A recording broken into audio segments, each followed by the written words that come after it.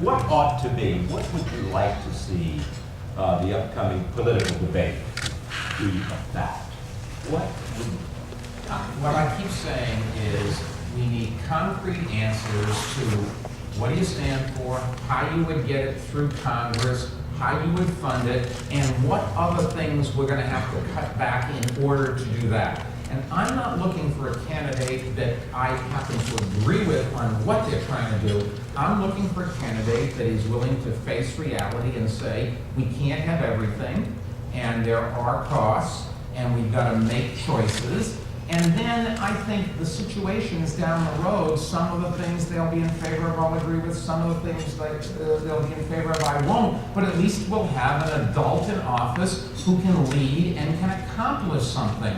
Right now, everybody's afraid to tell the American public that there's no easy answers. These controversial big issues that face us, international relations, fighting terrorism, healthcare, public education, how we're going to pay for public school system. When you go right down the list, energy independence, one after another, nobody's willing to do anything other than say, I'm in favor of motherhood and apple pie. Thank you very much. That's not somebody that I want to vote for. You may have a different solution to the problem than I do, but at least tell the public that there's a reason to stand up and pull together, and it's going to require sacrifice and dedication and compromise. Then how do you get the imperative for the candidates to do that? How do you make sure that that kind of campaign takes place?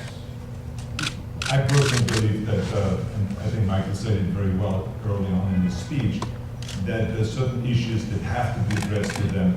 How they go about it is then another thing. But I mean, I think that you can't have the next president not address our energy crisis and our problem and not set a goal and be part of an international community when you talk about reducing our greenhouse gas emissions, including caps on industries and really motivating Detroit to come up with new technology with their engines and all of those things.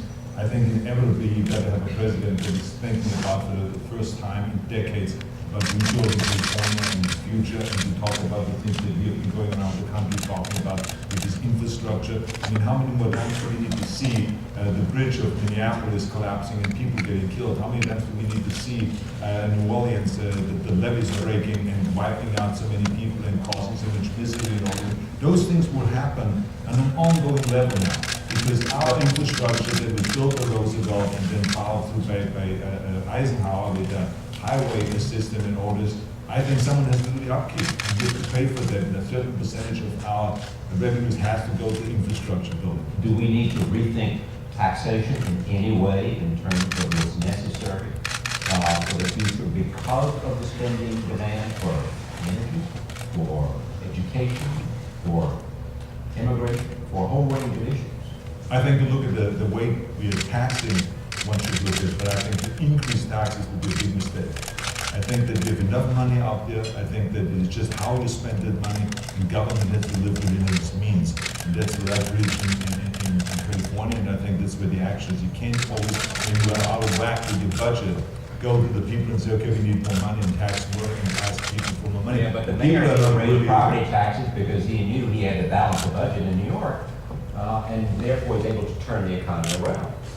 Well, you know, this is going to surprise everybody, but our police officers want to get paid, our firefighters want to get paid, our teachers want to get paid, and we have a legal requirement to balance the budget on a cash basis at the end of the year. So the public's got to understand, do you want services? And if you do, you're going to pay for them. And if you don't want to pay for them, you can't have the services. You can't have it both ways.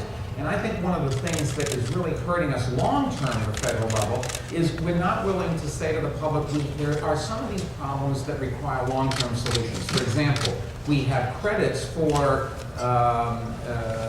drilling, for using more oil, but we don't have any subsidies for alternative fuel programs. We're trying to protect jobs rather than create new jobs. We're trying to keep people working in factories where nobody wants to buy the product anymore and not willing to invest and say you've got to learn new skills. And what's going to happen down the road is you will find China exporting low-paying jobs to America. And we don't think about it that way. China's already doing that. The Chinese cost of goods is now growing so fast that they are building plants in Vietnam and in Cambodia and in Eastern Europe because the cost of labor is too high there. We don't want to do that, but if we're going to have good paying jobs for the people in this country, they've got to be able to, they've got to have the skills to do those kinds of things that will support higher labor costs. And you believe the American public, whether in New York or California, is prepared to respond to that I don't know argument? whether it is. I can just tell you that that's what leadership is all about. And you don't lead it from the back. What's the toughest choice you have to make for California in the next year? I think it's without any doubt the budget.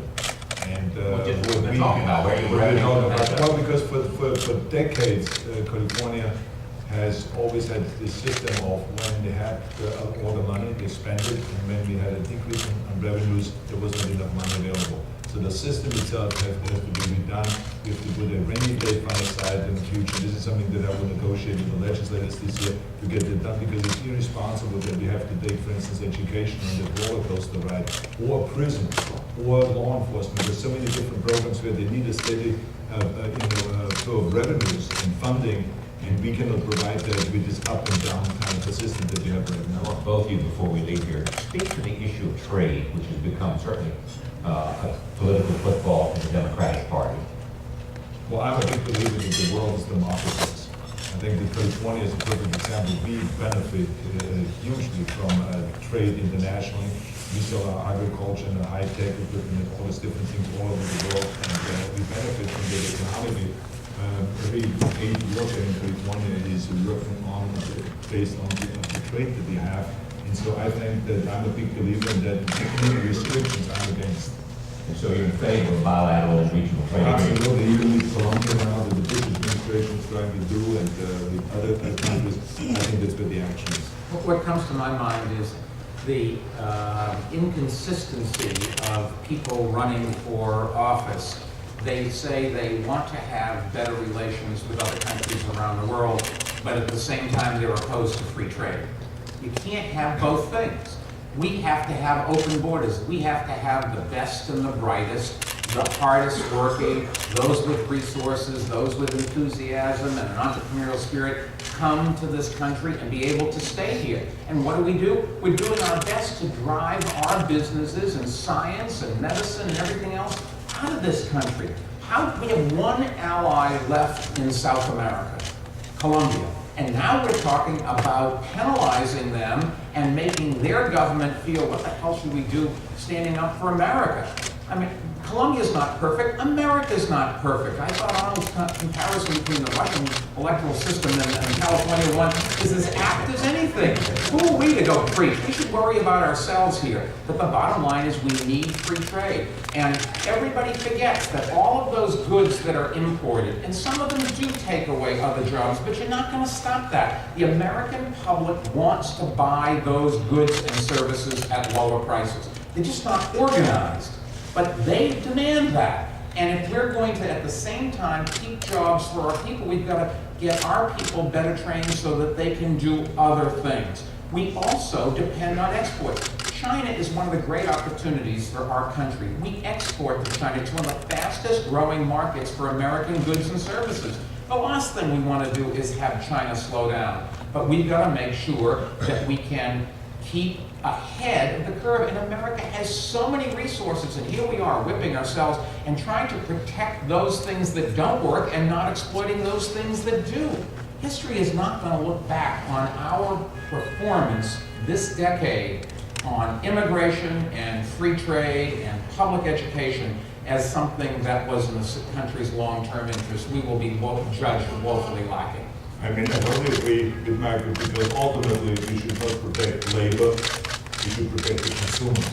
What is the best for the consumer? What's the cheapest product? What's the best product? Let the consumer decide where to get the product from anywhere in the world, and we have to be competitive. But it also means providing certain kind of retraining and education for the Absolutely, consumer, absolutely. so that they can buy things, so that they have a job. Yeah, and you don't do it by reducing standards in our schools. You do it by raising standards. You don't do it by supporting old industries. You do it by giving tax breaks or incentives for new industries to grow. You do it by making sure that the best and the brightest can come here, so the technology is built and implemented here. And instead, we're doing exactly reverse. What do you think's going to happen in 5, 10 years?